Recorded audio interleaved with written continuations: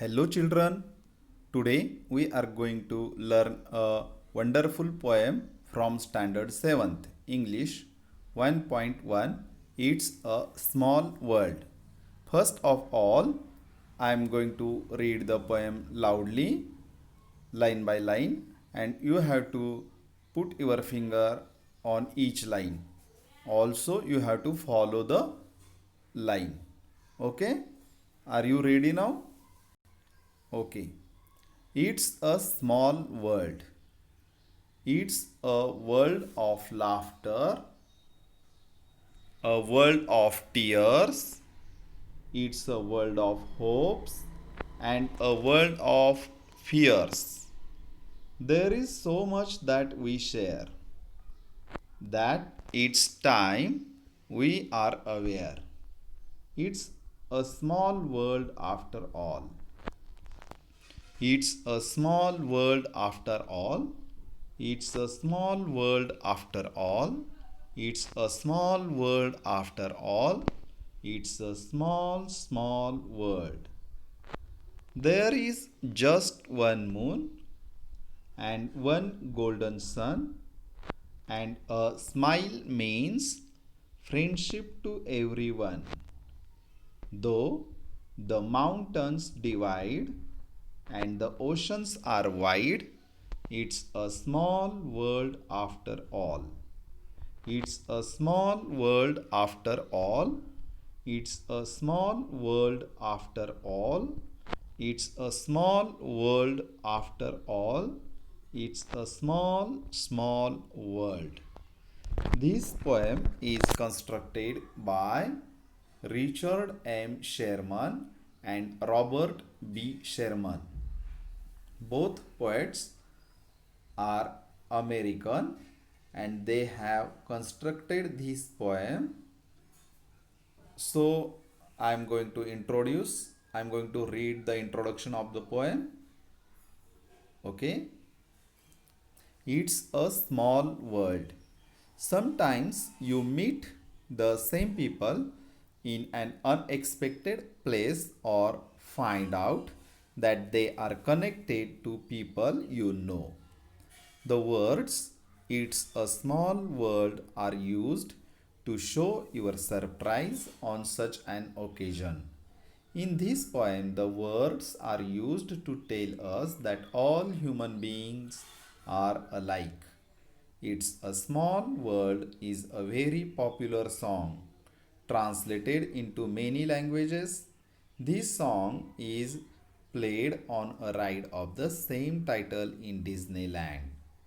So, friends, today I am going to explain the meaning of this poem also in Marathi for you. मित्रांनो, कवितेचं नाव आहे it's a small world, म्हणजे हे जग अतिशय लहान आहे असं कवी म्हणतात. It's a world of laughter. It's a world of laughter. Laughter म्हणजे काय? तर लाफ्टर म्हणजे हास्य. आपण हसतो की नाही? विनोद झाला, काही गोष्टी मनाजोगत्या झाल्या आपल्या, तर आपण हसतो. त्यालाच म्हणायचं लाफ्टर, हास्य. A world of tears. A world of tears म्हणजे हे जग जसं हास्याचं आहे तसंच हे जग अश्रूंचं सुद्धा आहे. It's a world of hopes. It's a world of hopes. हे जग आशेचं आहे. प्रत्येक जणाला वाटत असतं की मी पुढे जाऊन काहीतरी करेल. कोणी म्हणतं मी कविता लिहील, कोणी म्हणतं मी निबंध लिहील, कोणी म्हणतं मी डॉक्टर होईल, कोणी म्हणतं मी इंजिनियर होईल, खूप मोठा पैसा कमवीन आणि खूप नाव कमवीन या जगामध्ये. It's a world of hopes. कारण ह्या आशा, या आशेच्या औषधावरच, या आशेच्या इच्छेवरच माणूस काय करत असतो, पुढे पुढे जगत असतो.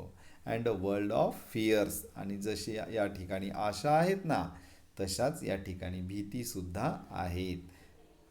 You know that there are some certain things we can frighten to them, and because of those things we have fears. आपल्याला भीती वाटत असते. We don't like those situations in our life. So poet says that and a world of fears. There is so much that we share. आपल्याला या ठिकाणी share करायला खूप काही गोष्टी आहेत.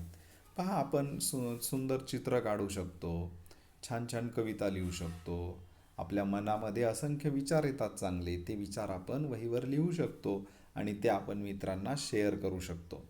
अशा खूप काही गोष्टी आहेत. That it's time we are aware, आणि हीच ती वेळ आहे की आज आपल्याला त्याची जाणीव होत आहे की आपल्याकडे एवढं सारं आहे आणि आपण ते शेअर करू शकतो.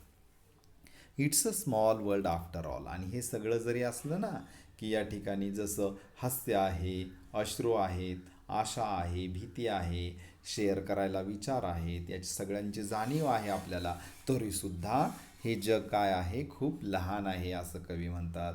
It's a small world after all. It's a small world after all. It's a small world after all. It's a small small world. म्हणून हे जग काय आहे, कवी म्हणतात, हे अतिशय लहान लहान असं हे जग आहे. कारण ह्या जगामध्ये जर आपण पहा, आपण कधी सहलीला गेलो, कुठे फिरायला गेलो, तर आपल्यासारखी माणसं पाहायला मिळतात, आपल्यासारखे वागणारी माणसं दिसतात, मुलं दिसतात, आपल्यासारखी ती दिसतात, वागतात. म्हणून मग कवी म्हणतात की जणू काय हे जग खूप छोटं आहे. There is just one moon. ह्या जगामध्ये एक चंद्र आहे, अँड वन गोल्डन सन, एक सोनेरी सूर्य आहे. आता वन मून या ठिकाणी आपण पाहिलं तर मून किती, एक, म्हणून एक हा जो शब्द आहे वन, हा काय आहे, ॲडजेक्टिव्ह आहे. हे पण आपण या ठिकाणी शिकायचं आहे कवितेतून. गोल्डन सन, सोनेरी सूर्य, सूर्य कसा आहे, सोनेरी आहे, म्हणून या शब्दांना आपण ॲडजेक्टिव्ह म्हणतो ना. And a smile means friendship to everyone. आणि इथे हास्य आहे ना, प्रत्येकाचं हसू, ह्या हास्य म्हणजेच काय आहे, तर प्रत्येकाबरोबर केलेली मैत्री आहे. फ्रेंडशिप टू एव्हरीवन, एकमेकांबरोबर मैत्री करायची असेल तर आपण हसतो ना एकमेकांकडे पाहून. Though the mountains divide and the oceans are wide. Mountains म्हणजे पर्वत रांगा, पर्वत. हे पर्वत काय करतात, जमिनीचे जे भूभाग असतात, प्रदेश, ते डिव्हाइड करतात, त्यांचे भाग पाडतात. जसं आपण आता महाराष्ट्राचा विचार केला तर सह्याद्रीच्या रांगा आहेत, सह्याद्री पर्वतरांगा.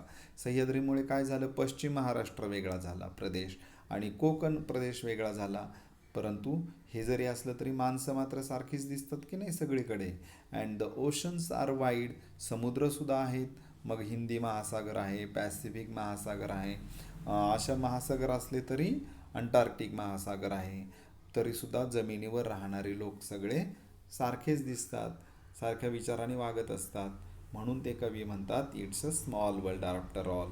तरीसुद्धा कितीही झालं तरी हे जग काय आहे, लहान आहे. It's a small world after all. It's a small world after all. It's a small world after all. It's a small small world. ह्या कवितेतून मित्रांनो आपल्याला आणखी दोन गोष्टी शिकायच्यात. त्या म्हणजे पहिली गोष्ट म्हणजे आपल्याला रायमिंग पेअर्स या कवितेमध्ये कुठे पाहायला मिळतात पाहू आपण. इथे पहा, इथे जर पहिल्यांदा आपण पाहिलं तर या ठिकाणी मी आता अंडरलाईन करतो. पहा इथे टीयर्स आहे. टीयर्स म्हणजे अश्रू, TEARS. टीयर्स म्हणजे अश्रू. टीयर्स सारखा दुसरा शब्द कोणता आहे पहा, फिअर्स, FEARS. त्यानंतर ही एक झाली रायमिंग पेअर. त्यानंतर SHARE, शेअर. शेअर सारखा शब्द कोणता आहे पहा, अवेअर, AWARE, अवेअर, जाणीव आहे ना. तर ही झाली रायमिंग पेअर. त्यानंतर आणखी एक रायमिंग पेअर आहे पहा, इथे मी तुम्हाला दाखवतो पहा. या ठिकाणी पहा, आता सॉरी, पहा या ठिकाणी एक रायमिंग पेअर आहे पहा. इथे ऑल शब्द दिसतो, ऑल म्हणजे सगळं. आता ही फ्रेज आहे आफ्टर ऑल. आफ्टर म्हणजे तरीसुद्धा, थोडक्यात आफ्टर ऑल. आता ऑल सारखा शब्द कोणता आहे पहा, स्मॉल, SMALL. ऑलच्या आधी S आणि M ही अक्षरं लावल्यावर स्मॉल शब्द झाला तयार, परंतु त्याला आपण रायमिंग पेअर्स म्हणू शकतो. त्यानंतर आणखी एक या ठिकाणी जोडी आपल्याला पाहायला मिळते पहा रायमिंग पेअर्सची. ती म्हणजे ONE, वन, आणि SUN, सन, वन सन. ONE, वन, आणि SUN, सन. ही सुद्धा या ठिकाणी आहे. आणखी एक जोडी पाहायला मिळेल पहा, आपण खाली पाहूयात. इथे डिव्हाइड शब्द दिसतोय तुम्हाला, डिव्हाइड, DIVIDE. मी अंडरलाईन करून दाखवतो तुम्हाला, DIVIDE, डिव्हाइड.